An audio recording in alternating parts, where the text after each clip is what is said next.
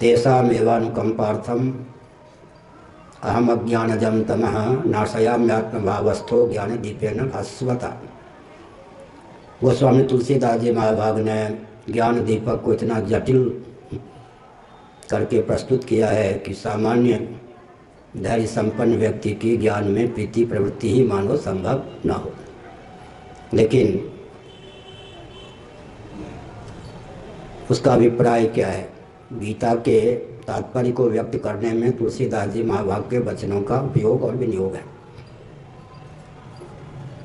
तुलसीदास जी ने लिखा कि ज्ञान दीपक है, भक्ति मणि है, उपमा है।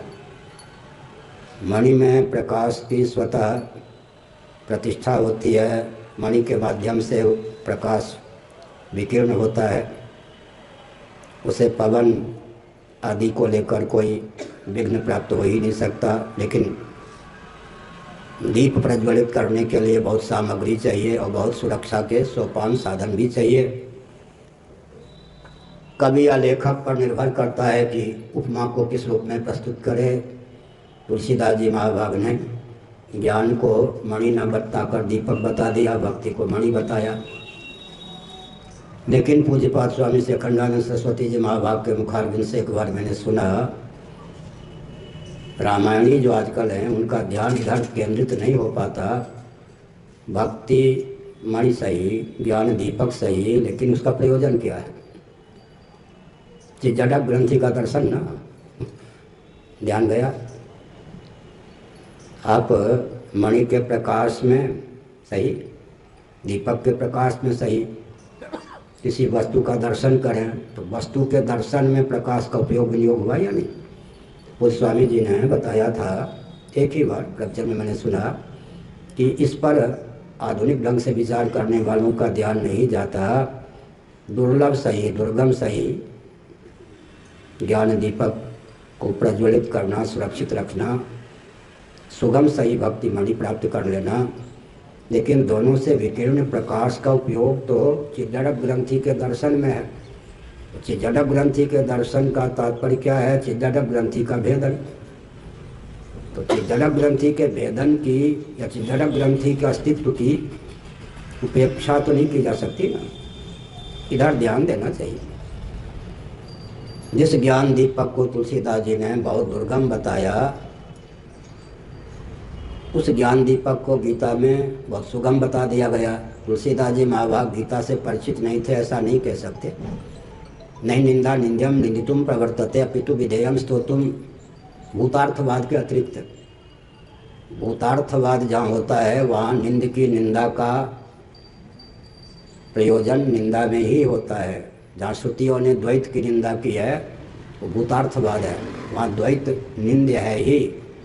भयम द्वितीयाभिनिवेशतः स्यात्, भागवत का वचन है। द्वितीयाद् वै भयम भवति, बृहदारण्यक का वचन है। लेकिन जहाँ भूतार्थवाद न हो, यथार्थ का चित्रण न हो, वहाँ पर निंदा का तात्पर्य निंद की निंदा में नहीं होता। जिसकी प्रशंसा अभिष्ट है उसकी प्रशंसा में होता है। आपके समान भी कोई विद्वान है क्या? इसका अर्थ अन्य विद्वानों की पगड़ी उछालने में नहीं है, उस विद्वान की प्रशंसा में।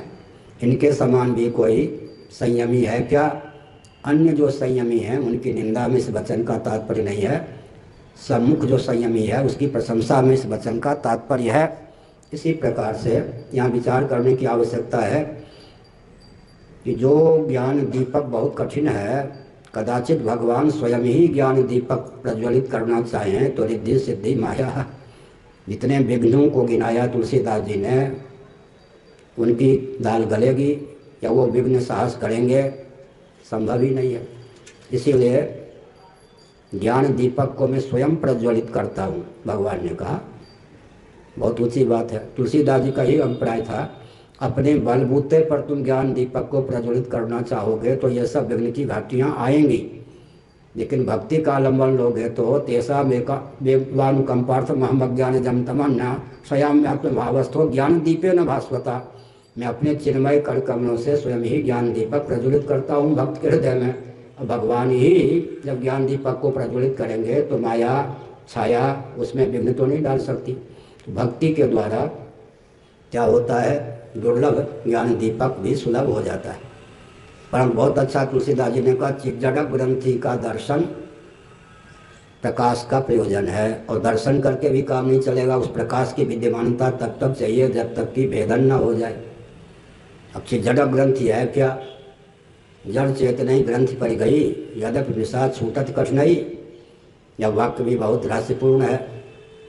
जड़ चेतनई ग्रंथि पर गई, जड़ और चेतन में गांठ पड़ जाए, इसी का नाम है चिज्जड़ ग्रंथि।